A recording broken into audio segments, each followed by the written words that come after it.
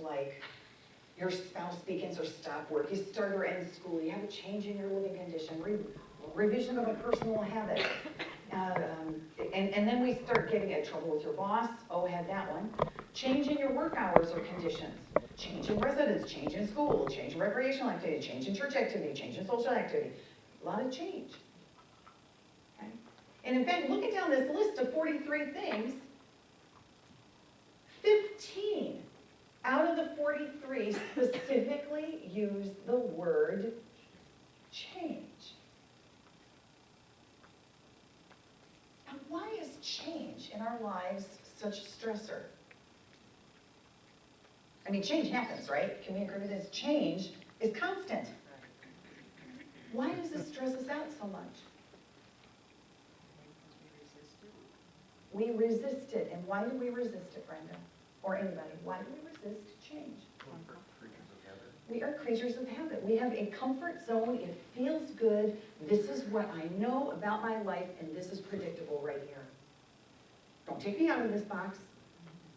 Even if it's a box I don't like. Don't take me out of this box because I know what to expect here. You don't see a problem with that? I see a problem with that in my life.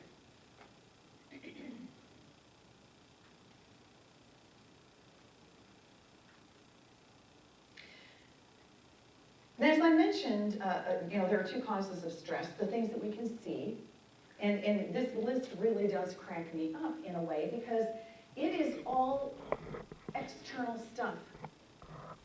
It's all stuff going on out here that creates stress, so these psychiatrists say. I happen to think that there are also some things that go on in here that are stressors to us. Let's all breathe. I certainly don't want you to leave me here today going,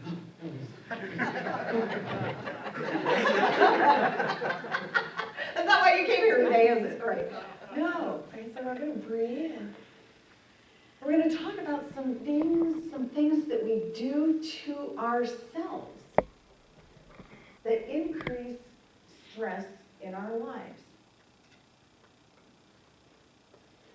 I think one of those things that is a stress increaser is the messages that we give to ourselves. Oh, that was terrible. Why did I do that? I should have done something. And monkey mind, monkey chatter, all that negative energy. How many of you believe that when you're in the process of all this nasty stuff going on in your head, that your feel-good endorphins are nowhere to be found? Right? And it's true. In fact, what happens is we've got other kinds of endorphins that kick in. Our body biochemistry is very responsive. And so we have all this kind of stuff that starts going on in our system, right? Our heart starts beating faster, our blood vessels tighten, and our muscles become constricted. It's just, how many of you, if you really need to shake it out right now, right? And it's from our own thinking. It's from our own thinking. We must watch our mouths.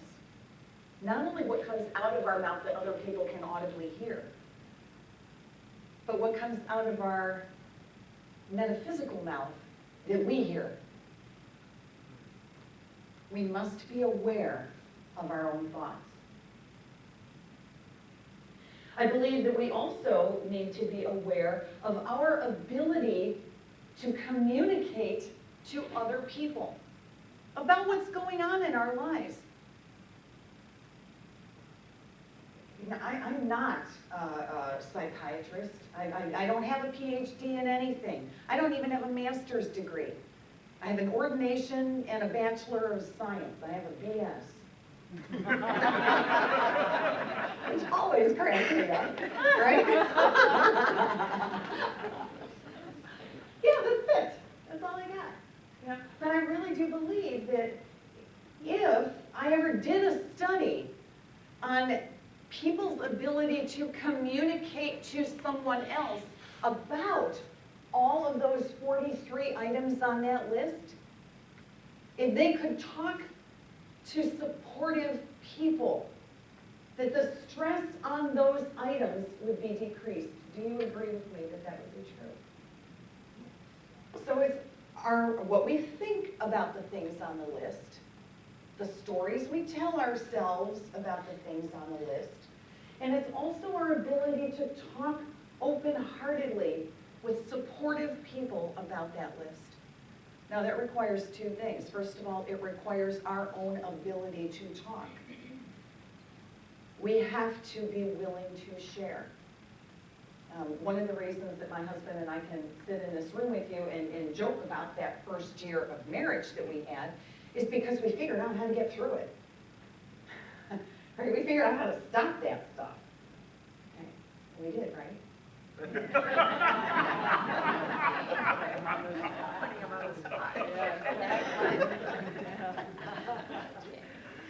We did. We figured it out. Okay? And we talk to each other. We talk to each other all the time. We talk to each other in the morning, and then he gets in the car and heads to work, and sometimes he'll call me and we talk to each other while he's driving, right? We just talk like 10 minutes, no, we're doing it again. Okay? It's a good thing. The other thing that that requires is that we have supportive people in our lives.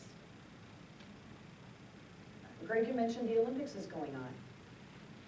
Now, I don't know if any of you have been watching the Olympics, but I've been watching pieces and parts of that throughout the course of the week. And here's what I have typically seen. Many of these athletes have parents who are standing there that are just in awe of what their children can do, and so proud of their kids. Have you seen that? It is just so moving. I heard a story, though, that there was one mother who actually said to her son, "That was really pitiful. You should just go home." Wow. Okay, so he does, he doesn't, do anything, and you think he's got this own stuff going on in his head? It's a stressful situation to start with. And then his mother says this to him? Wow. I don't even know the person's name, but I went, oh my gosh. Stress upon stress upon stress. Yeah, let's do that. Let's breathe again. I heard somebody do it over there.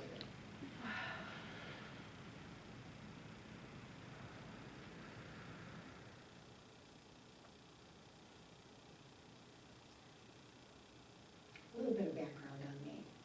At one point in my life, I used to be a high school English teacher. That's what I got my BS in. And because I'm a teacher by trade, got it in my bones, there's this thing called homework. Some of you are not going to like me when I just say that about something. And now I'm going to invite this, only for the people who really do want to change the stress in their lives. Now I understand that we're all unity people in here, so we really don't have any stress. But maybe when you're talking with a family member or a friend or next door neighbor or coworker or somebody, you can maybe pass on this tidbit to them. We all know that nothing in our lives is going to change until we become aware of it. Is that true? We cannot change anything if we are not aware that it needs to be changed. Okay, so here comes the homework assignment. During this next week, and I'm only giving you this assignment because I'm going to be standing right here next Sunday and be able to continue this conversation with you. For this next week, I want you to observe your stressors. Now, when I say observe your stressors, I do not mean dwell upon them. Okay? Because even though this is a homework assignment I am offering to you, I do not want you to have a stressful week in the process of this. Do you understand? Okay? I don't want to do that to you. I just want you to gently, I don't want you stressing yourself while you're observing your stress. No, this is not the assignment. It is to gently observe what shortens your breath. Gently become aware of the things that might cause your body to tense up.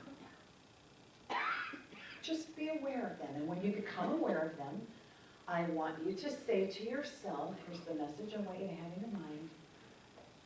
This stress is here to bless me.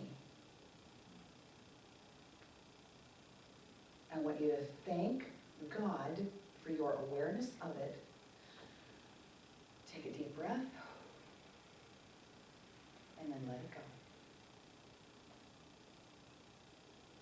That's your homework assignment. Gently become aware of your stress. Bless your stress. Take a deep breath and let it go.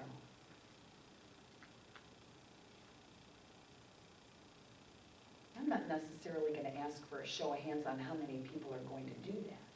I'm going to collect it. Am I going to collect it? Write it down, put your name at the top. You're going to grade yourselves. It's one of those kinds of things, right? And so when we come here next week, what we're going to do is talk about solutions for stress. So come on back, because I don't want to leave you hanging. Come on back. All right. So let's all just, I invite you to find yourself right at the center of your being, center of your heart, center of your mind.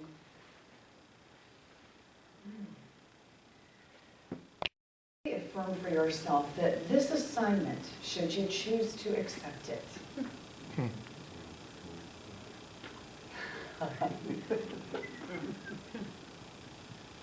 it will bless you. This assignment will grow you. This assignment will stretch you into healing. It will stretch you into peace. It will propel you into joy.